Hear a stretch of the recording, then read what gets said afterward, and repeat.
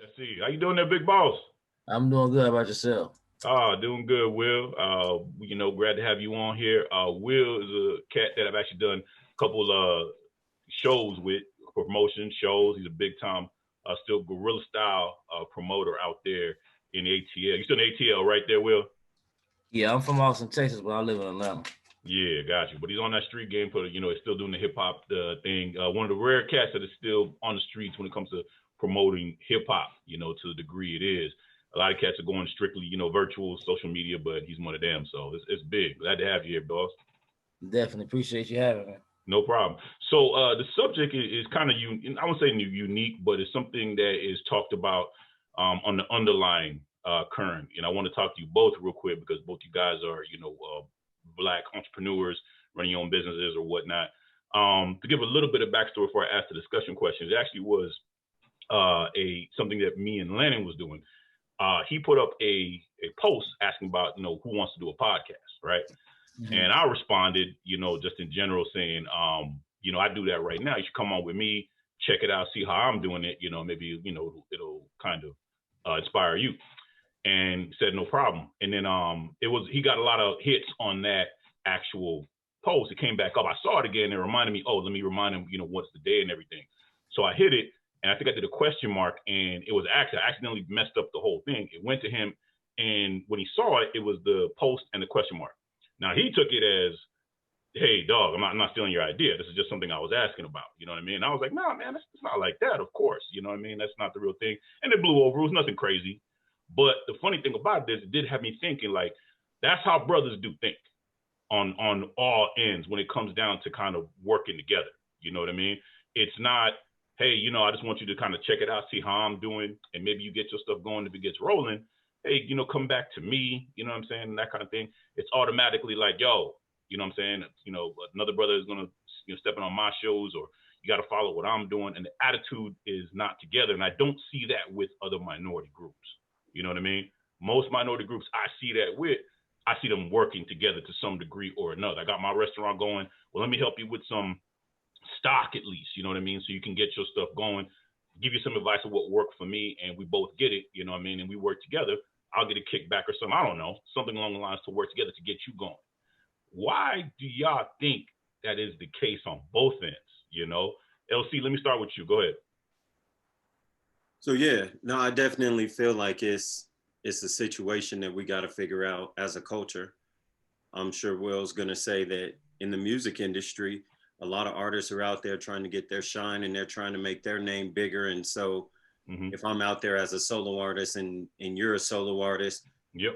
If we collaborate, then yeah, that draws my fans to you and your fans to me. But at the end of the day, musicians and a lot of people like that are trying to make their names bigger. So yep. I honestly feel like and I was thinking about this after we had our conversation.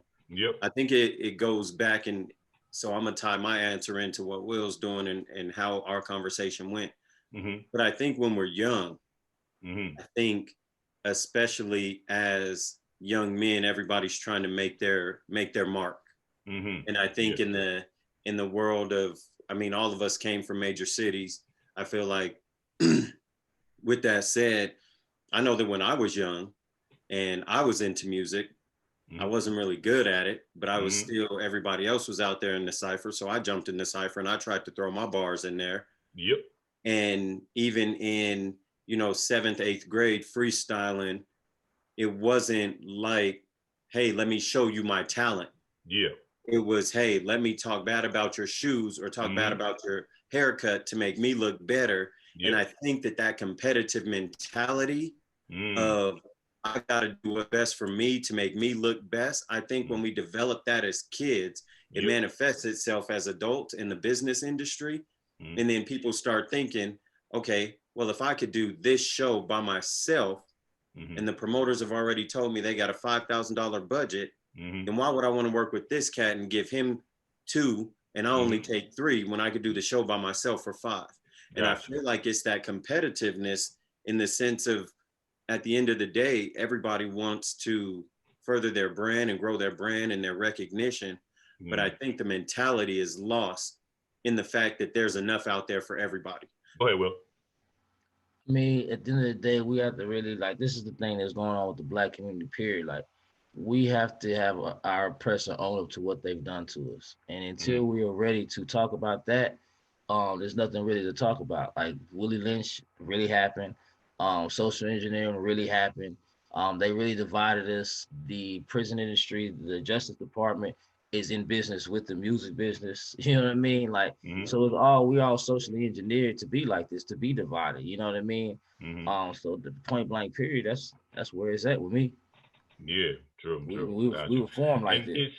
it's a crazy thing to me because, like I said, I think maybe the biggest issue or thing I see is like other minorities don't do that. You know what I mean? It's just what I see. I don't see Well, Chinese folks most doing that. We minorities talk have a about the business. community. We don't have any community. Yeah. Exactly. Well, what you mean? What you mean? Don't have a community? What do you mean? I mean, you got a Chinatown, an Asia town, like the Indian people, they, if you know anything about economics is about taking over industry. You know what I mean? So Mm-hmm. you have, different Middle Eastern people who run the convenience store industry. A lot of them go to Mm-hmm. school for tech, so they're able to help them, help each other up. Like we just, have kids and kick them out at 18.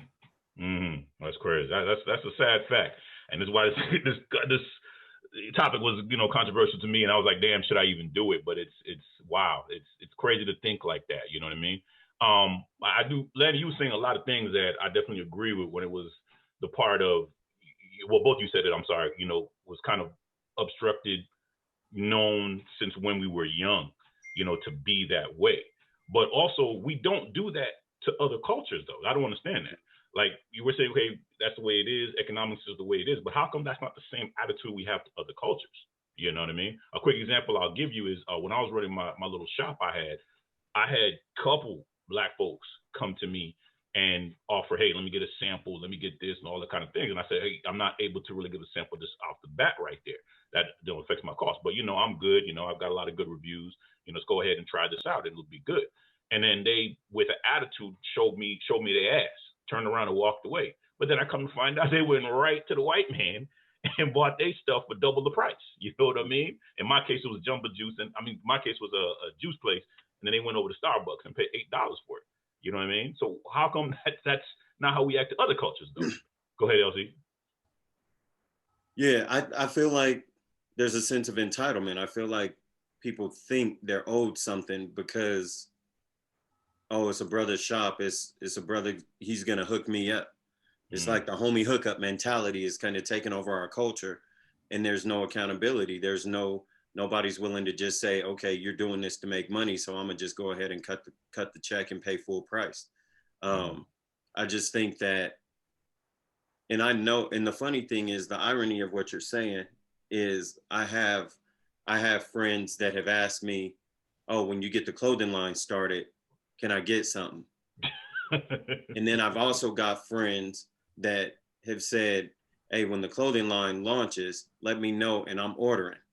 And it wasn't like, I'm an order, can I get a discount code? It wasn't like, hey, can I get a buy one, get one free?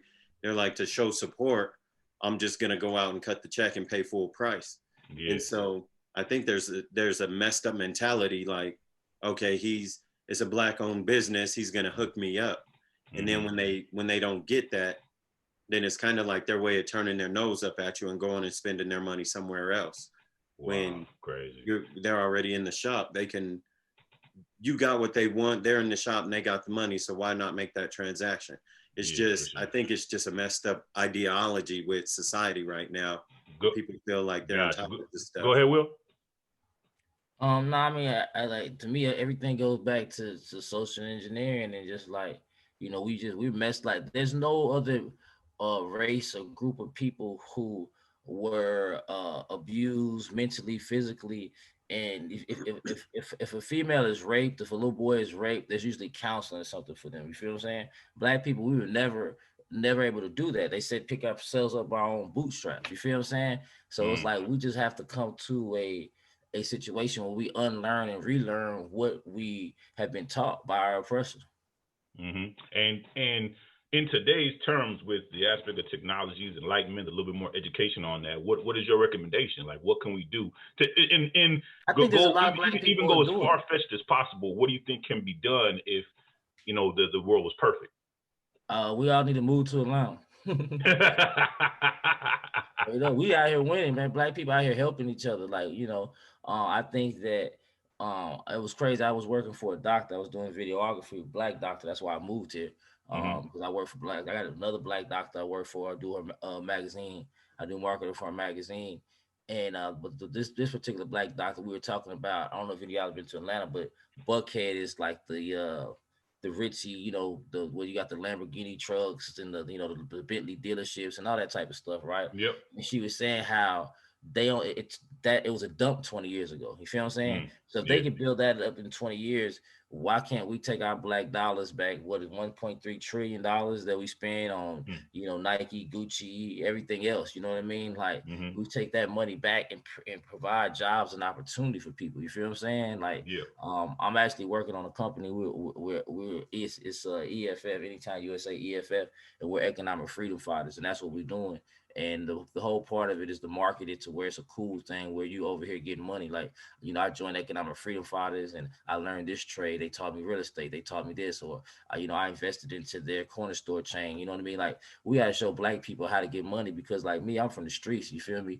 And at the end of the day, like, I'm from Texas. I grew up next to Mexicans. You feel what I'm saying? Like, and we work for them. We had their work. You feel what I'm saying? And there's so many black people who don't know anything else but the streets, but the street hustle. You know what I mean? So we just really got to start teaching our black people that, like, you know, 2020, man, if you didn't get no Bitcoin money, no Tesla, Apple money, you know, you're really slipping. You know what I mean? And I saw a lot of black people are waking up. There's a lot of black people who are unified. There's a lot of organizations out there that are doing things to get black people. So it's each one teach one, man.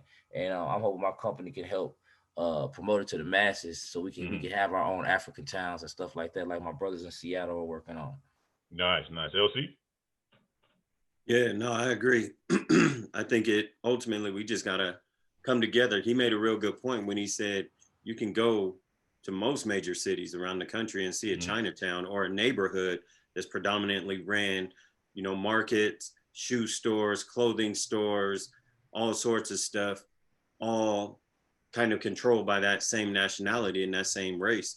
Even if it's it could be a predominantly white neighborhood, but there could be a little shop or a little stretch mall or a little area that's ran by the Koreans or by the Chinese or by the Hispanics. And he made a real good point. We don't do that other than a predominantly black community in Atlanta, in a city like that. Then yeah, that's going to be possible, but it's easy to have that when that's the majority.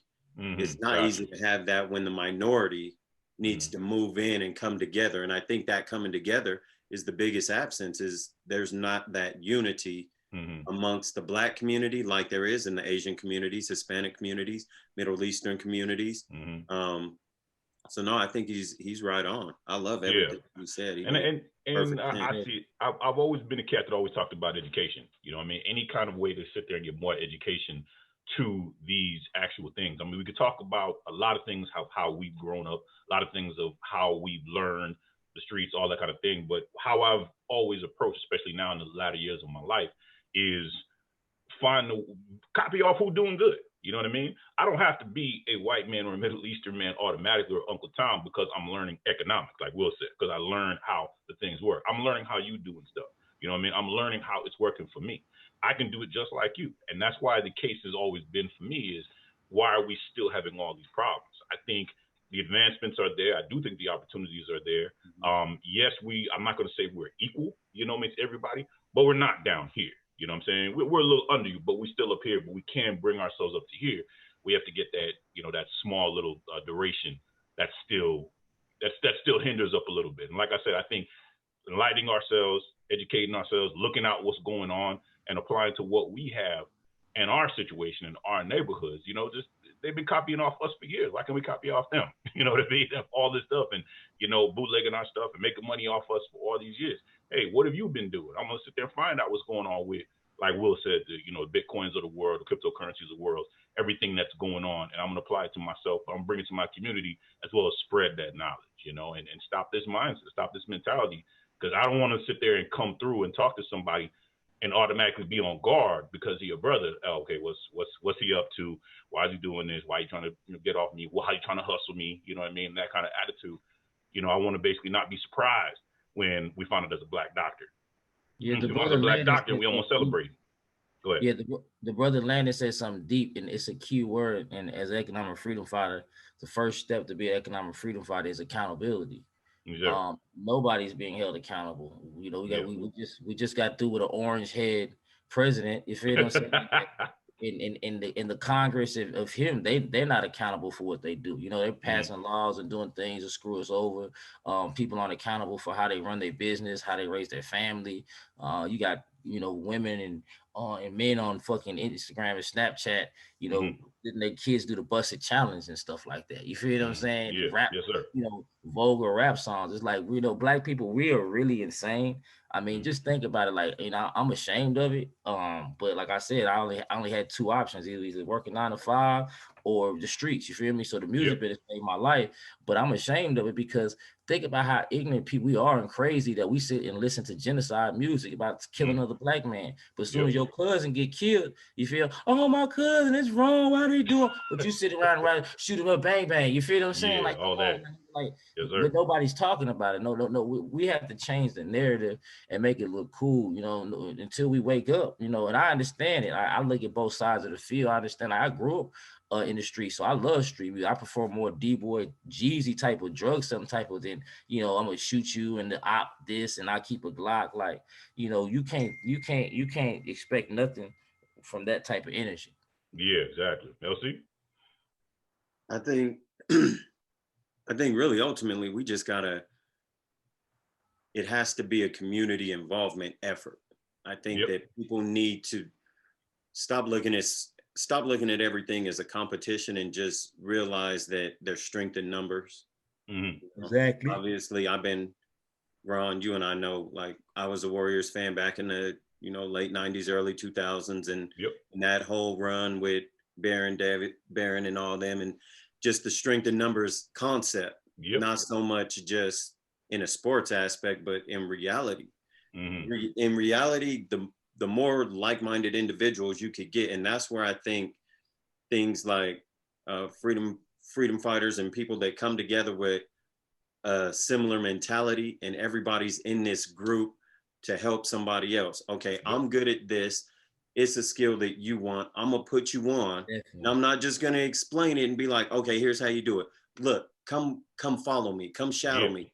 Let's be friends. Like, here's my number. Here's yours. Let's jump on a FaceTime. Let's jump on a Skype call. Let's jump on a Zoom. And I'm gonna really give you the inside track to change your life. Like, until our community comes together as a Black community, everything's going to look like a competition. Everything's going to feel like, oh, well, he's making money off of this, so how can I make money so I can stun on him next time he says something. Next time he posts his 535, I'm going to say, all you got is a 535. Why didn't you get the 7 series?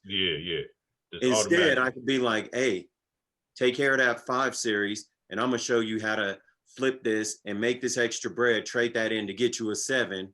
And do this, whether it's real estate, whether it's property ownership, whether it's business management, whether it's, there's so much stuff. But I feel like until we come together and people say, let me help you, you help me, and it becomes that unity in that community, I don't think it's going to happen. But I think if you get the right people together, and I feel like Will's on the right track with the group that he's putting together. So Will, possible. So Will, Elsie, I kind of answered the question, but I'll kind of divert it to you a little bit. How would you realistically advise the everyday person right now to say, yo, we all can eat together. We all can eat together. I think that's the one thing I really want to know. You know what I'm saying? Because everybody I go to, I always say, yo, we all can eat together. But why are you coming at me? Like, what would be your advice to somebody like that? I think it goes back to you gotta understand, man. We gave the oppressor too much power. He taught our kids. He wrote our history books. Once you let little Johnny know the reason why he don't know his daddy and his daddy smoking crack for the last 20 years is because Oliver North and Reagan them put this stuff in there. You know what I mean? Once you know the that the music business and the Department of Justice are tied in. We have to wake our people up to what happened, because you got to think about it. Like, I'm 40 years old, so my parents were the parents of slaves. You feel what I'm saying? I mean, the children of slaves. Their parents were slaves. Slaves couldn't read, they couldn't write. So the generation that raised our parents, they were smart, because we created started inventions, and we ran shit. I'm not gonna say we were stupid, but they weren't as wise as the white man, because the white man, well, I don't like to say the white man, I'd like to give them that much credit. We call them the oppressor. You feel what I'm saying? The oppressor set us back. You feel what I'm saying? And then once we realized that, okay, damn, this is why we in the ghetto. This is why the ghetto was even created. And then more people would be woke to start listening, because I had wrote a skit one time, and it was me going to one of my woke brother's house, and I pulled a pistol, I drew down on him. And he's like, man, I was like, you motherfucker, why you ain't told me this shit? Like, he flips me over, put the pistol on me. He's like, nigga, I tried to tell you, y'all didn't listen. You see what I'm saying? There's so many, but the reason why we're not listening, because we don't understand, and I think that once we inform the people, like, I mean, back in the day, blacks had great business. It's a film called The Film Black Friday by Rick Mathis, and it starts off with a 5-year. I think she was like 7 years old. She asked, if you died today, would you leave bills or benefits?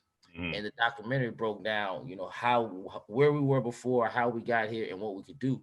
And there was a part where it was like this guy, he was talking about, he had like a club, and he said, man, the club went 24 hours. He said, fast as I can take 5 buses out. There was 5 buses coming in. But when segregation came, black people thought that the white man's ice was colder. Now they could go to the cotton club, they had to go through the back door. You feel what I'm saying? It was like they did this to us. Like there's a documentary called How to Sell a Negro.